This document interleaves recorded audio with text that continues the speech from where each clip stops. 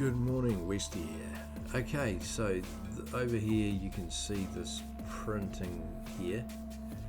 It's a backing plate for a helicopter simulator system that I'm kind of building. But anyway, I've been having lots and lots of troubles with this one print, and I've gone down the rabbit hole trying to fix what I thought may have been.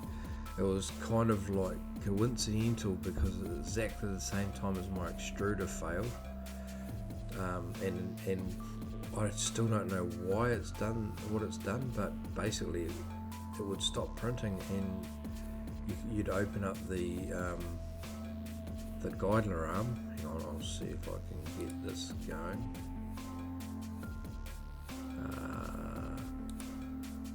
One second.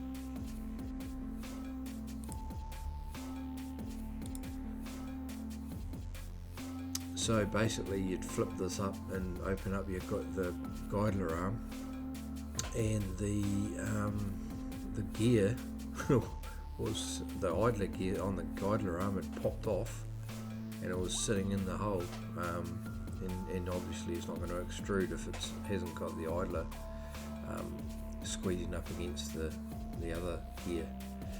So I couldn't figure out why it's done that. It did it 3 times, but after the second time I put it all back together again, and then I did a very slow print of a brand new guidler arm 2-piece assembly in the Stealth Burner kit.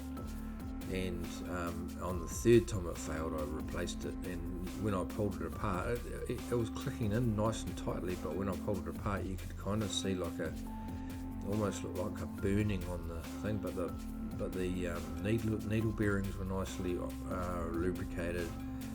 Everything was looking pretty good. It was clicking in, but I thought, well, I'll replace the parts anyway. And at the same time I was trying to do this one print, and it was just a nightmare. So anyway, I ended up going right down the path of uninstalling profiles for my super slicer, and so many things. Trying to adjust something to get in. Anyway, I gave up on this print and went back to a cube, because my single layer prints were working fine, and then the cube just came out, the Voron cube just came out beautifully, and I'm like, no, it doesn't seem to be much wrong with this printer. And I spent days a couple of days, probably about 5 or 6 hours all up, trying to muck around, and countless pieces. You can see there's a little piece of plastic over here, one of the remnants of the failed prints of one of them that splattered everywhere. But yeah, so I had a lot of fails. So now everything seems to be working fine, and what it ended up being, I've found out, well, if this thing holds together, it's only up to like layer 3 I think at the moment. What it ended up being was this.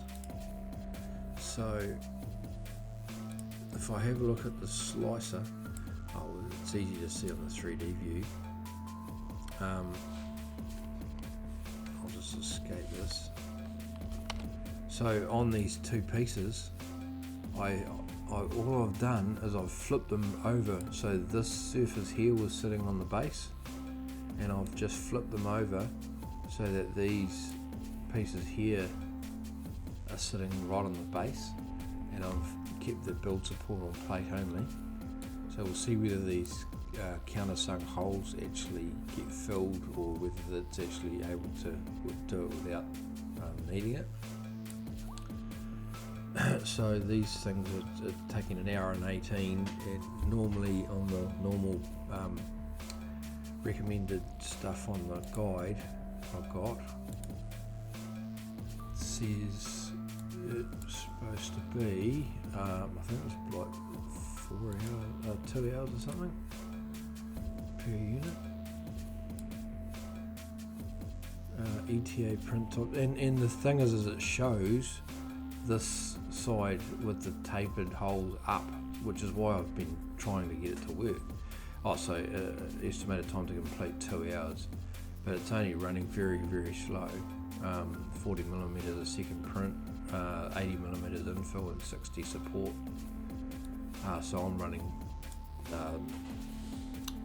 250. So that's basically almost halving the time, because my estimated time is 1 hour and 18, and that's 2 hours. So now that I've done that, it's actually holding together nicely. But on here there's a couple of little very slight embossed, very slight embossed areas on the. You can just see it just slightly raised, and I think those little pieces there have created all of the dramas that I'm having, because it would print those, and it would print, so it would print 4 holes basically, those 4, 1, 2, 3, 4, and then it would start doing some weird stuff. It would do these circles and stuff, but it's trying to build a bridge support for it, because this was flipped over. And then as soon as the supports were done, it would try to start doing something else, and then it would, all of a sudden it would fail. And I think it's because it was printing in thin air because of these little embossed parts. So be very careful trusting, well, you know, when you're looking at a picture of a guide and it shows you that way up, I would have expected it to actually work that way up, but it just doesn't seem to be liking it. Maybe the Voron's a little bit precise, I'm not sure. Anyway, so yeah, so it seems to be running very nicely. Yeah, so we'll speed this up, and I'll just take a few snapshots as we go, and hopefully we'll end up with a nice finished product. It looks pretty good so far, so fingers crossed, wish me luck.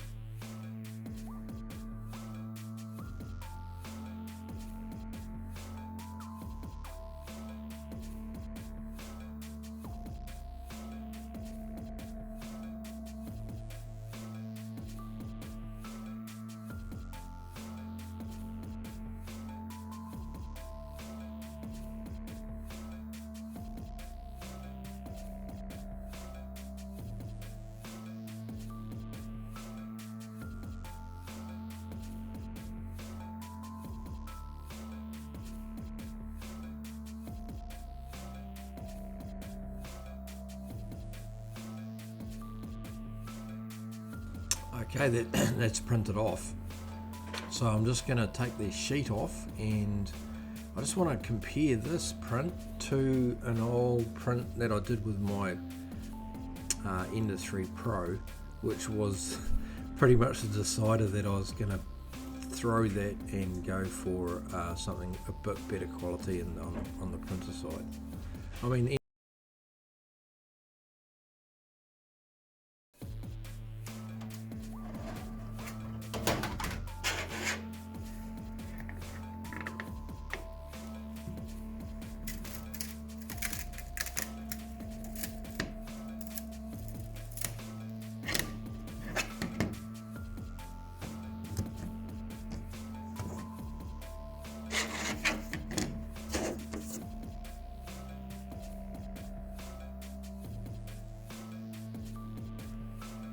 let's look at the comparison between these and the original ones that came off my Ender 3.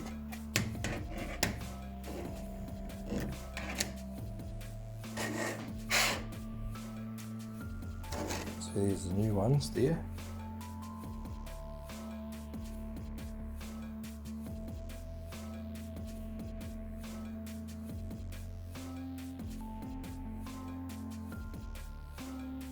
And here's the Ender 3.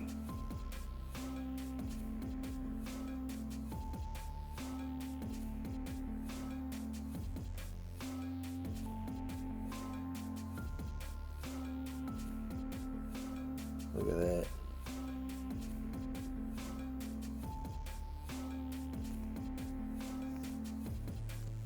We'll flip it over.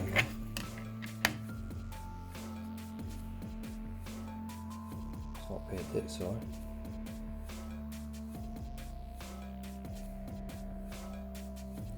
So turn them both over the same way. Actually, really, yeah, that's a better angle. You can see how bad it actually is. There's big ridges in it. This one here, really nice.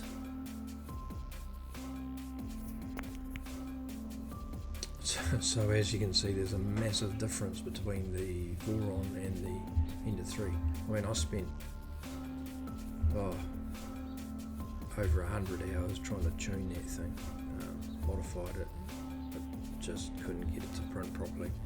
And I think that was the straw that broke the camel's back, was that particular print. Was like, man, this is ridiculous, the quality's rubbish.